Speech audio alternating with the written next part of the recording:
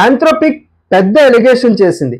Chinese companies Claude ని copy కొట్టడానికి 16 million exchanges and 24,000 fake accounts create చేశారని చెప్తున్నారు.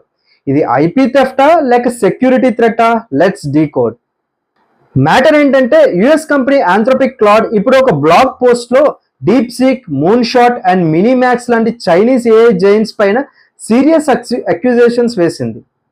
వీళ్ళు డిస్టిలేషన్ అనే టెక్నిక్ వాడి Claude's reasoning, coding and tool use capabilities ని ఎక్స్ట్రాక్ట్ చేసి వాళ్ళ మోడల్స్ ని ట్రైన్ చేశారని చెప్తుంది.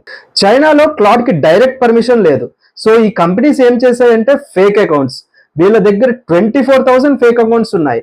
క్లాడ్ కి లాక్స్ ఆఫ్ క్వశ్చన్స్ వేసి వచ్చిన ఆన్సర్స్ తో వాళ్ళ మోడల్స్ ని ట్రైన్ చేశారని చెప్తుంది. 16 మిలియన్ ఎక్స్చేంజెస్ అంటే మనం క్లాడ్ ని 1 ఇయర్ లో అడిగే క్వశ్చన్స్ ని వీళ్ళు కొన్ని రోజుల్లోనే అడిగి ఆన్సర్స్ మొత్తం కాపీ కొట్టారని. ఆంథ్రోపిక్ క్లాడ్ ఏమంటుందంటే ఇలాంటి ఇల్లిసిట్ డిస్టిలేషన్ వల్ల ఏఐ సేఫ్ గార్డ్స్ పోతున్నాయి. గార్డ్ రైల్స్ లేని ఈ ఏఐ మోడల్స్ అథారిటేరియన్ గవర్నమెంట్స్ కి చేతికి వెళ్తే బయో వెపన్స్ డెవలప్ చేయడానికి లేక సైబర్ అటాక్స్ కి ఫౌండేషన్ గా మారచ్చు. కానీ ఇక్కడే ఒక మేజర్ అయానీ ఉంది. Elon Musk and many techies Anthropic ని క్రిటిసైజ్ చేస్తున్నారు.